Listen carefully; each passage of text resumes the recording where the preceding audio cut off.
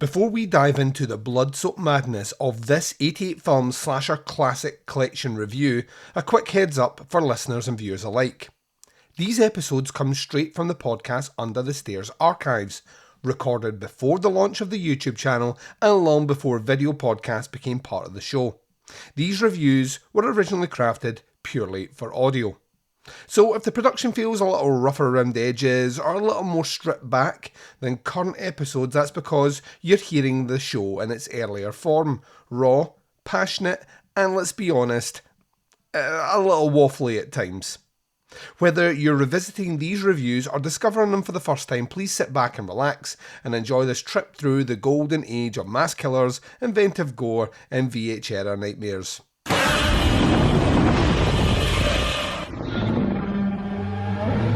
This podcast is not safe for work and will feature movie spoilers. It will feature scenes described of a graphic nature.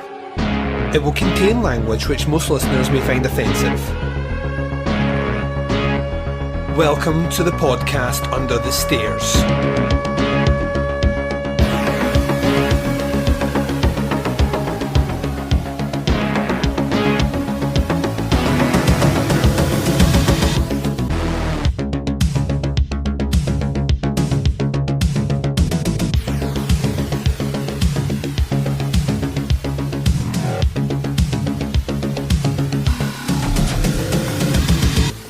Hi everyone and welcome to the podcast Under the Stairs. This is your 88 Films Slasher Classic Collection series of reviews. I'm your host Duncan. Welcome to the show.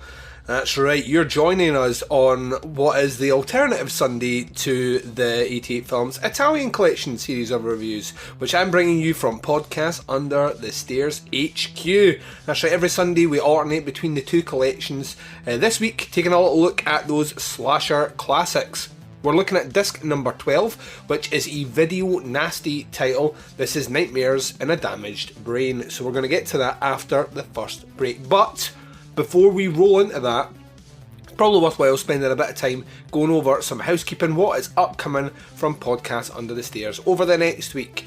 So this is concluding the week, which turned out to be a little juicy week of podcast content for all y'all out there, and next week you're going to get battered with a ton, because there's just a lot of shit happening just now, and probably will be for the next couple of months. So next week kicks off in Bristol shape and in glorious fashion, ladies and gents, with a little bit of Mad Max, continuing on the Russian Roulette franchise retrospective non-genre series, looking at the quadrilogy of Mad Max movies. We're moving it to movie number 2 with my guest Ryan Lewis. We're going to be doing a little bit of The Road Warrior. And then on Wednesday you're getting a bonus review of the brand new horror title Child's Play. Then on Thursday is movie club time.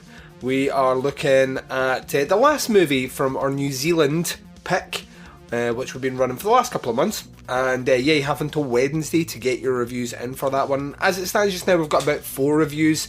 This one, kind of lesser known, kind of fringe genre rather than full-blown horror. But I've had a few reviews and it would be nice to hear some more from you, so don't delay, get them in for Wednesday.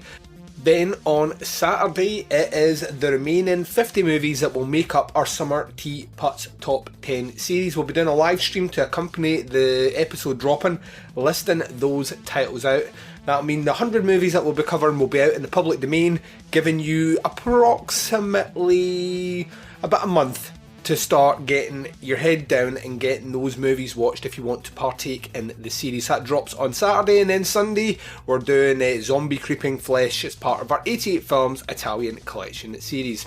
So like I say, pretty busy next week, and then to be honest with you, the next couple of weeks there is at least one giant horror title out for the next 3 weeks at the cinema. And more Mad Max coming your way, more other shit coming your way, and then we kick off Summer Teapots Top 10 series with a bang. That's the only way I can describe it. And like I said earlier on one of the previous shows, and certainly on the Thursday, if you thought the second half of this year is going to slow down, you ain't seen fucking nothing yet. And also, just spiced in there, ladies and gents, we also have a kind of end of June wrap up episode as well to record, so that will appear somewhere in there, as well as a themed episode for the month, so something that represents June. I still need to get my finger out and get an idea of what I'm going to do with that, but it's going to be fun. So yeah, tons of shit coming your way. With that in mind, we should get into some shit, shouldn't we? Let's take a very short break. You're going to hear promos for shows that I love. You're going to hear the trailer for disc number 12 of the 88 Films Slasher Classics collection. This is the Video Nasty from 1981. This is Nightmares in a Damaged Brain. We're going to discuss that movie right after this. All right. Welcome to the Exploding Heads Horror Movie Podcast. Oh, Dave, hold the phone there, man. This isn't a show. It's a promo. Oh, sorry. Oh, my bad. I'm sorry. Wait, a porno? With just the three of us? Oh. Well, I guess I'm game if you guys are. No, you idiot. A promo. Oh, promo. I knew that. I was just cracking wise. Okay, can we do this now? Wait, looks like I lost my notes. What are we gonna do? Of course, okay. Look, I'll handle this. All right, everybody. I'm Christian. You may know me from TJF 13. This guy over here, that's Dave Z. You may know him from Banana Laser, The Skeleton Crew, the ABCs of Hidden Horror. And this guy over here, that's Brandon. That's Brandon? That's it? That sucks, man. Yeah, what the hell's with that? There's nothing else you can say? No, not really. Well, he's quick with a joke. Or a light of your smoke? But there's someplace that I'd rather be. Who cares about us? Let's say something about the cast. Okay, cool. We're the Exploding Heads Horror Movie Podcast. We review, dissect, critique, and make fun of horror movies, new and old. Sounds a little bit cliche, but I guess it's okay. Dave, why don't you tell them a little bit about some of our big shows, like the 40 Years of Horror, our top 50 slashers, even our classic format of pairing a new and an old movie together. Yeah, and how I have to edit like 3-4 hour shows twice a month just because we watch and review so damn much. Yeah, and how we do feature-length reviews, shorter length, round-robin reviews, top 20 topics, and a lot of fun interaction with listeners. That about covers it. All right, sounds good, guys. I knew we could do it. Tell the fine folks out there where to find us, Dave. Oh yeah, Exploding Heads Horror Movie Podcast can be found on Horrorphilia.com, the Horrorphilia Network, LegionPodcast.com, Apple Podcasts, Stitcher, Google Play, and anywhere that fine podcasts are heard. All right, that's a wrap. Now, guys, tell me, what's the deal with this porno? Are you the caboose or the engine? Them's the jokes, folks.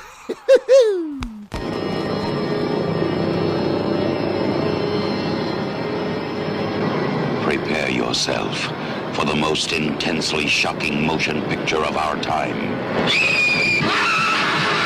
Nightmare, the motion picture everyone is talking about. Hello? Hello, Steve?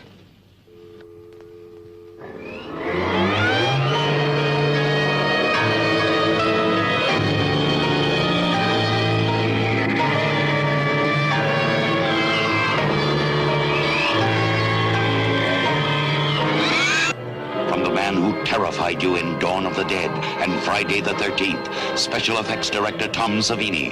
Now comes Nightmare. Kathy? Kathy?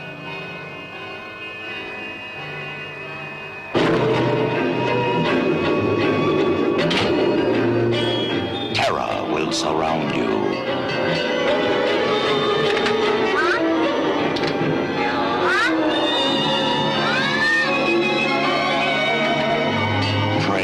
Survive the night. Nightmare. Scream, but no one can help you. Listen to me, George. It's only a dream, and dreams can't hurt you.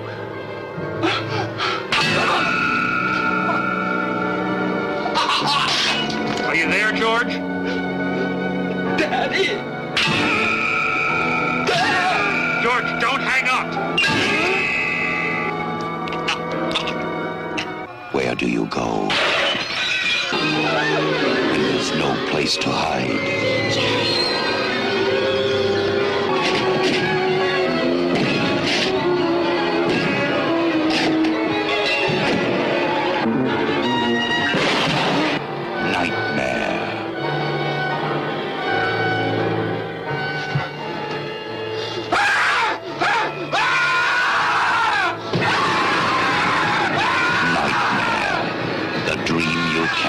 escape.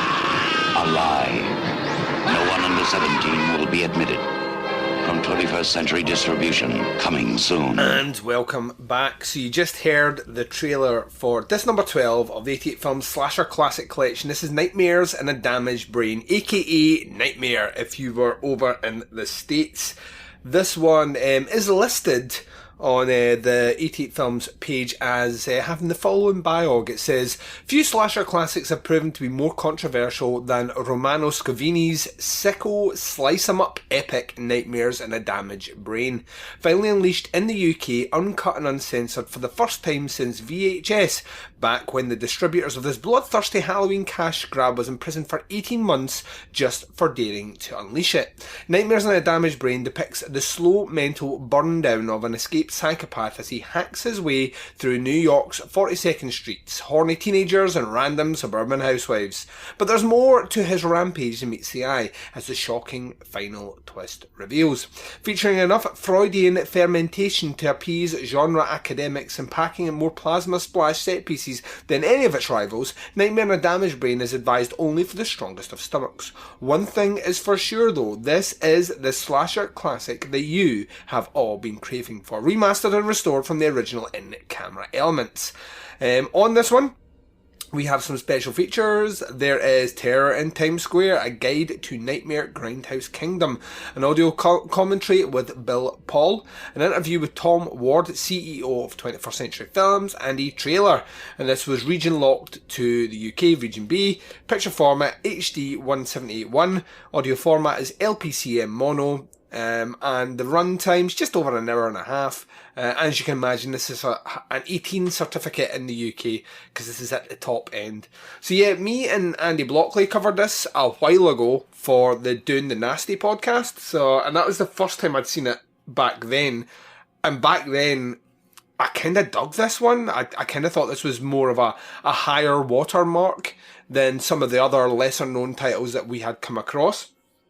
It was indeed, as this suggests, a very controversial title for sure. This featured on the first tier video nasty list, i.e. people did time for this.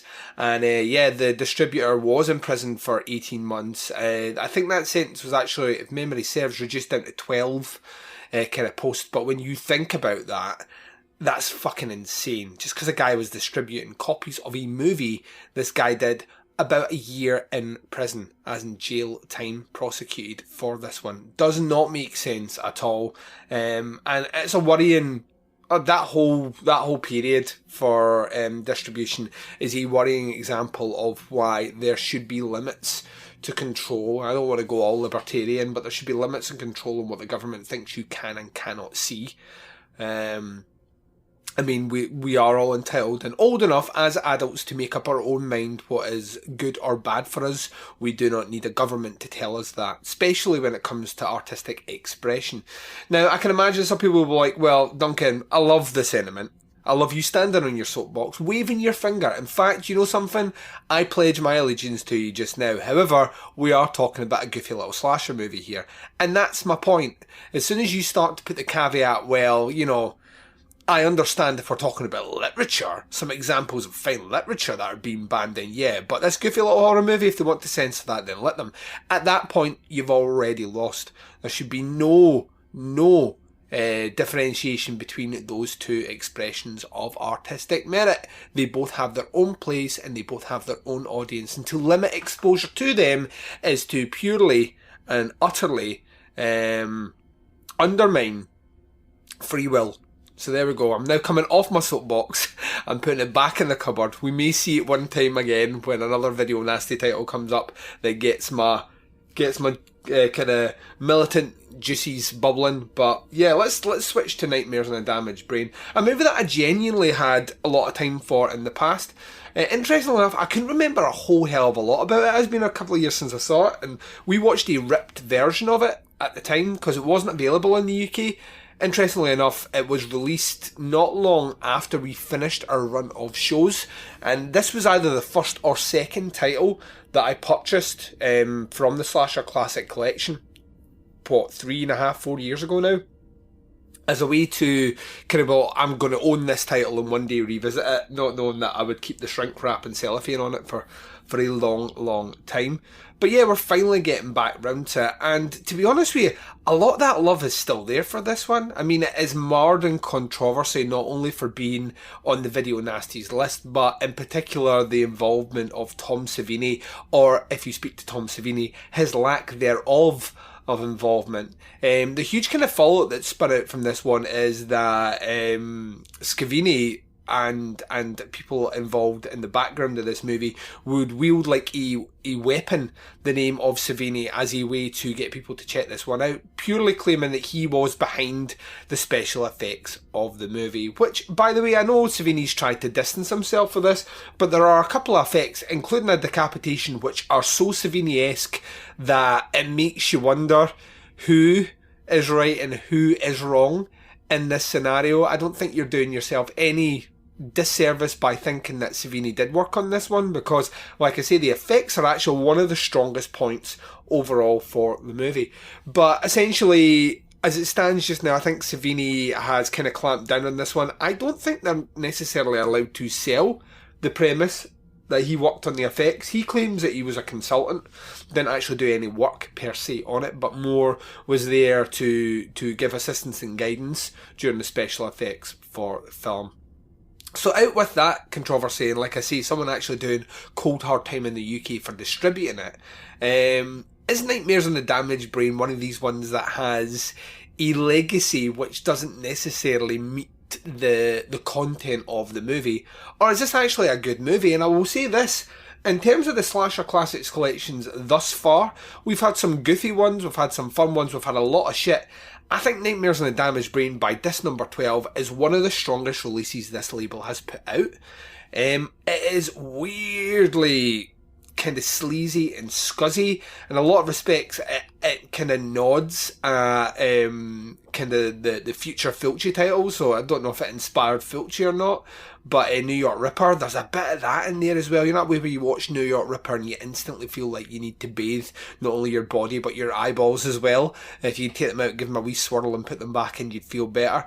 Nightmares on a Damaged Brain is very, very similar. The trauma that is conveyed in this one, and let's be honest, they are kind of hokily trying to dissect the ideas of schizophrenia, the kind of psychopathology of a serial killer in a very kind of haphazard and clumsy way. But if anything, that just kind of adds to it, because there is a weird kind of socio message in the background here, something very societal, which I kind of find quite interesting. This idea of not only kind of post the period where America were just like releasing their mentally ill patients back into the world because they didn't want to fund facilities to look after them anymore. You think of those great kind of pieces of, or exploitative pieces, I wouldn't necessarily call them great, of someone like Geraldo Rivera.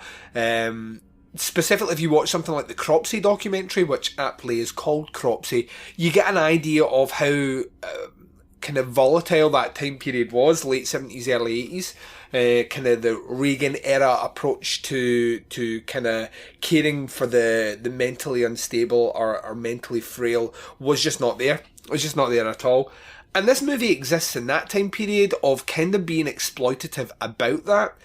And at its fundamental core, this is a nasty fucking slasher. I mean, really, really nasty, that will revisit scenes over and over again to do with the trauma that this character may or may not have experienced. And then almost the hubris of the kind of the doctors who believe that, you know, their work here is done. Look at this guy as a shining example of all their great stuff that they've done medically, and put him back out, and what's the worst that can happen, and ultimately what that worst thing is, he kind of caves back in.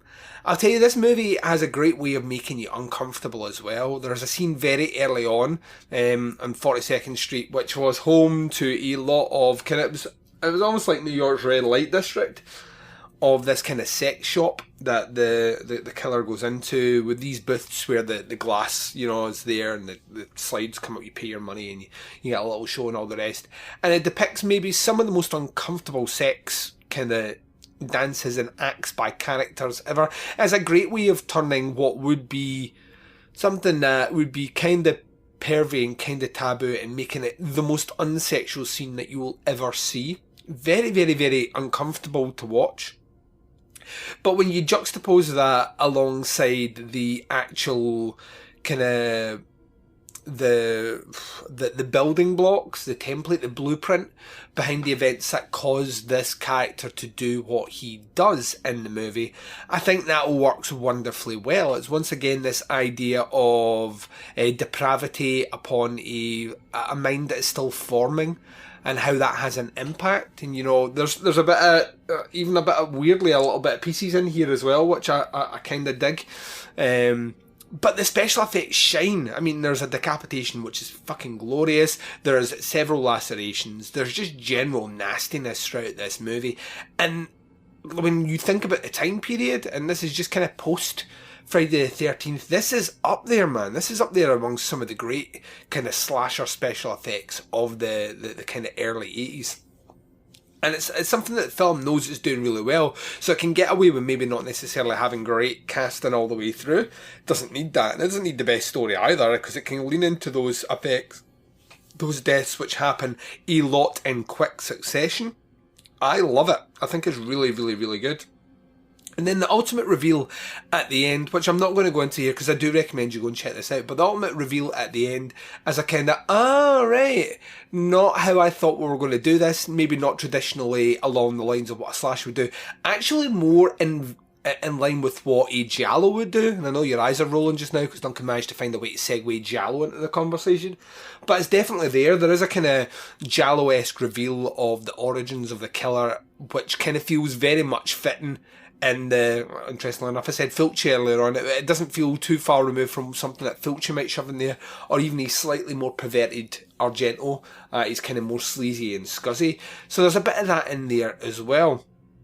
The score in this movie is the tits. Love it, adds atmosphere, and there are great set pieces. There's a kind of a serial killer mask that's worn later on, a kind of slasher mask worn later on, with a character coming up the stairs that is incredibly creepy and really well done, really well shot for maximum kind of impact. And yeah, that you when you boil it down to its kind of bitter parts, it is a great example of exploitation slasher fear. That's what you get here. The reason I use things like exploitation is what it's doing is exploiting things like mental health, and playing into those to create or generate a bit of fear, which I think they do really, really, really well in here. I don't think Scavini did much more out with this. I think he does have a giallo credited to him, interestingly enough. So, I mean, that doesn't surprise me when you see this. But he never really went on to do really all that much else. And as a result of this one, like with a lot of slasher movies and a lot of giallo movies, they become like this kind of testing pool for one-offs by directors who either don't do anything else again or never return to the genre. And they do it really, really well here. I think there's a lot to be kind of mined out of this one. It's, it's schlocky in bits, it's gnarly, gritty and seedy in other bits. But ultimately, it's an enthralling movie that demands your attention for the hour and a bit, hour and a half or so that it's on the screen. You can't really take your eyes away from it, even though it's uncomfortable enough to, at certain points, you kind of don't want to watch it. It kind of commands your attention, and I give it credit for that one. I mean, it's not like the highest kind of level operation of storytelling within the slasher genre. And it does play around with a lot of the things that usually make me dislike a lot of slasher movies, but it finds a middle ground of kind of sleaze, exploitation, blood, gore and viscera that captivates me and keeps me interested. As it stands just now, it's one of my favourites in the collection, and I remember liking it when I saw it before. The high def print's great. I like it even more coming back to visit it. And one of these movies that I genuinely think at this level here we should be kind of excited that we're getting from the slasher collection, because this to me is what the collection should be there for, because if not this, then what are we doing here? You know, some of these titles should not be on this list, and we're about to delve into the next 6 weeks, the next 3 episodes of these are going to be looking at Children of the Corn movies 1 through 3. And that baffles my mind, how you can come off something like Nightmares and a Damaged Brain, which is so obviously a slasher movie, and then delve into Children of the Corn, which is so obviously not. Yeah, there's weird inconsistencies within this collection, but up to this point, I mean, this one's a heavy fucking hitter for me. Really, really, really, really good. And that's all I have to say about it. In terms of scoring, this movie gets a 4.5 from me, damn near a 5, ladies and gents. Really, really like this one. It's one that, like I say, it took a while to come back to. It's one I will definitely go back and check out again. 4.5 for Nightmares and a Damaged Brain. I'm going to take my final break. When I come back, I'm closing out the show, and I'm doing it right after this. And you've been listening to the podcast Under the Stairs. This has been 88 Films Slasher Classic Collection. This number 12, looking at Nightmares and a Damaged Brain. A movie which, yeah, like you come back, it's weird. You check out those movies and you think when you're doing the Nasty series that maybe some of these movies are standing out as better than they should be because they're surrounded by movies which are clearly shit. But then you come back and watch them in their own environment, you're like, actually there's a lot to enjoy about this one. So it scores pretty high. Like I said just before the break, we are delving into 3 weeks of do we really have to do this? Yes we do. In 2 weeks' time, we're going to be looking at disc number 13. Unlucky for some, maybe this reviewer, or we're looking at Children of the Corn. The 88 Films website says the following. An Adult Nightmare returns on Blu-ray. Adapted from a popular Stephen King short story, the original Children of the Corn from 1984 became one of the most successful of the legendary author's page-to-screen adaptations. This hit horror sickie headlines Linda Hamilton from The Terminator and Peter Horton from TV's 30-something as a travelling couple who unwittingly become trapped in the fictional town of Gatlin, Nebraska, and find themselves stalked by a creepy clan of young cultists. No adult is allowed to survive in Gatlin, or else, their prophecy predicts, the harvest will collapse. Suffice to say, all hell soon breaks loose, literally, and demonic entities ensure that Hamilton and her husband are in for a long night. Co-starring popular genre face Courtney Gaines from The Burbs, and given a malevolent mid-western touch by director Fritz Kirsch of Turf, Children of the Corn remains one of the most spine-tingling terror titles of the 1980s. And our special features, we have The Life, Legacy and Legend of Donald P. Borchers, an intimate celebration of the career of one of B-movies lore's most unrecognisable mavericks, the producer behind Angel, The Children of the Corn, Crimes of Passion, Doppelganger, Two Moon Junction and Vamp, as much as many, many more, speak about the breaking the Hollywood mould. Joined by colleagues and including actor Corey Feldman, Concrete Blonde vocalist Jeanette Napolito, director Richard Wenck, composer Jonathan Elias, effects artist Kevin Kutch-Aver, stunt woman Kathy Long, and many more is everything you need to know about the life of the Hollywood indie grinder and turning trash into treasure. It's 83 minutes long, so I'm really looking forward to digging into this one. We have the theatrical trailer and the 88 Films real trailer. This one is region locked to region B. Picture format is HD 1080p 185.1 with the audio format being LPCM stereo, and it's just over an hour and a half long. So yeah, I've had this. I pre-ordered the box set for this way back in the day, so I got the limited edition collector's box set. I think there was a poster that came with it as well, maybe. And this has never been opened. I've never opened it. It's lay there for a while. I kind of like compulsive knee-jerk bought this one without actually thinking about it, and yeah, I don't know why. I'm interested to go back and check this one out. I was never a big fan of Children of the Corn. I remember seeing this one when I was a kid, and I've never watched it since. It'll be interesting to see if we're still in the same position, or if with age this one's actually mellowed out a bit for me. But the next two movies, I mean, I saw Children of the Corn 2, I've never seen the third one, and I'm quite glad that the collection didn't go beyond that, because I think we're up to about 5 or 6. And I imagine one day down the road it'll be a Russian Roulette franchise retro, but not today, not today. So that's coming in 2 weeks' time when we look at disc number 13, Children of the Corn. There's a multitude of ways to check out Podcasts Under the Stairs. As always, as you come across, check us out on Apple Podcasts, subscribe to the feed. That way you get the shows as and when they drop and access to the entire back catalogue of Teapot's content. Leave us a rating and a review. It's the best way to support us on that platform. You can also check us out at Stitcher Smart Radio, SoundCloud, Google Play, TuneIn and Spotify.